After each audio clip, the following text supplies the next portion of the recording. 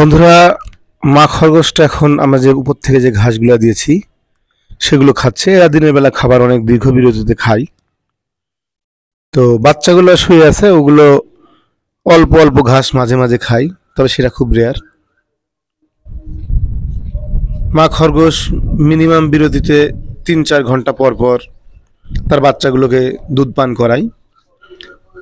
তো খরগোশ আসলে আপনারা যারা পালন করবেন তাদেরকে একটা বিষয় জানানোর জন্য আমরা মূলত এই ভিডিওটা করছি, সেটা হচ্ছে যে খরগোশ আনার পরে বাচ্চারা কিংবা এই সময়ে আপনাদের কাজ কি।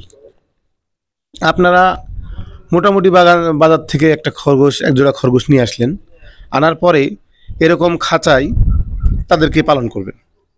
এই খাঁচাটার সাইজ ছোট, কিন্তু যখন আপনি ছোট বাচ্চা আনবেন তখন 2টা বাচ্চা এখানে পালন করা যাবে। যখন বাচ্চার বয়স 6 মাস হবে তখন এই পুরুষ এবং নারী এই খরগোশ দুটোকে আলাদা করে দিতে হবে, কারণ এদের 2-1বার মিটিং হওয়ার পরে আপনি আলাদা করে রাখবেন, 1 মাস পরে আপনি বাচ্চা পাবেন। আর যদি আপনি আলাদা না করেন তাহলে রেগুলার মিটিং করে থাকবে, তো বাচ্চার সমস্যা হবে, বাচ্চা মারা যেতে পারে, বাচ্চা জন্ম হওয়ার পরও মারা যেতে পারে। তো আপনারা অবশ্যই চেষ্টা করবেন 6 মাস বয়সে 2টা খরগোশকে আলাদা জায়গায় রাখতে। যখন শুধু মিটিং করাবেন তখন আপনি ওদেরকে এক জায়গায় নিয়ে আসবেন। তো বাচ্চা আপনি আনার পর যখন 6 মাস বয়স হবে, যখন মিটিং করাবেন, তো মিটিং করার পরে আপনি ওদের পেটের নিচের দিকে হাত দিলে বুঝতে পারবেন যে খরগোশ বাচ্চাগুলো সন্তান সম্ভবা। তো যখন আপনার এরকম মনে হবে তখন আপনি খরগোশকে প্রতিদিন 150 গ্রাম কাঁচা ঘাস দেওয়ার চেষ্টা করবেন। এর সাথে আপনি গম, ভুসি, কলমি শাক এগুলো খাবার মোটামুটি দিতে পারেন। তবে খাবারের জন্য খরগোশের জন্য কাঁচা ঘাসই হচ্ছে তার মূল খাবার। পরিপূর্ণ যত্ন নিলে কাঁচা ঘাস খাওয়ালে আপনার খরগোশ বছর পর্যন্ত প্রজননক্ষম এবং জীবিত থাকবে। আর যদি আপনি এর পরিবর্তে সবজি কিংবা বাড়ির অন্যান্য উচ্ছিষ্ট খাওয়ান, খরগোশের শরীর খারাপ হয়ে যাবে, পেট খারাপ হবে, খরগোশ দীর্ঘদিন বাঁচবে না।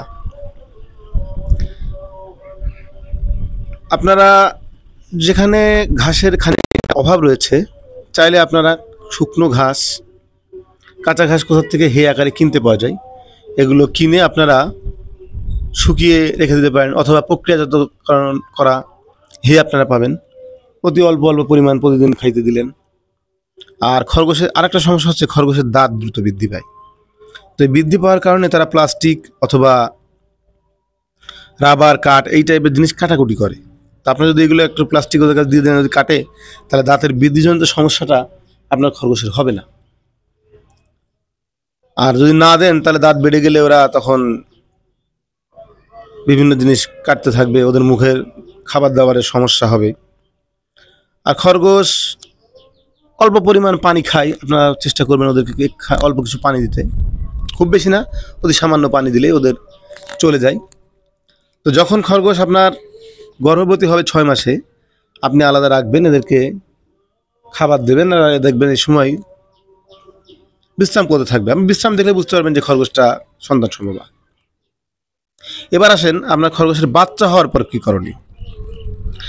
আপনার খরগোশ যখন বাচ্চা দেবে তখন সে তার শরীরের পশম ছিঁড়ে এক সাইডে জড়ো করবে ঘরের, এবং ওই সময় সম্ভব হলে কিছু কাঁচা ঘাস, শুকনো ঘাস এবং তুলা দিতে পারেন, ওগুলো এক জায়গায় করে বাচ্চা দেবে। বাচ্চা দেওয়ার পরে বাচ্চার শরীরের ময়লা ওরা নিজেরাই হাত দিয়ে, মুখ দিয়ে পরিষ্কার করে, এক্ষেত্রে আপনারা ওদের গায়ে হাত দেবেন না।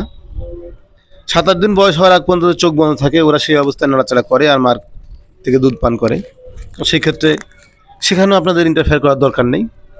10 দিন বয়স হওয়ার পরে যখন খরগোশের চোখ ফুটে যাবে তখন খরগোশ হাঁটাচলা করবে, মায়ের কাছে যে দুধ খাবে।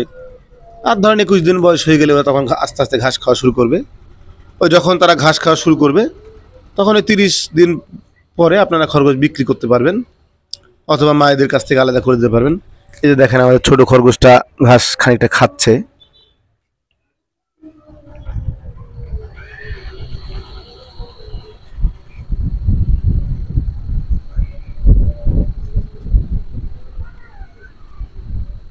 তো বন্ধুরা, আজকে এ পর্যন্তই।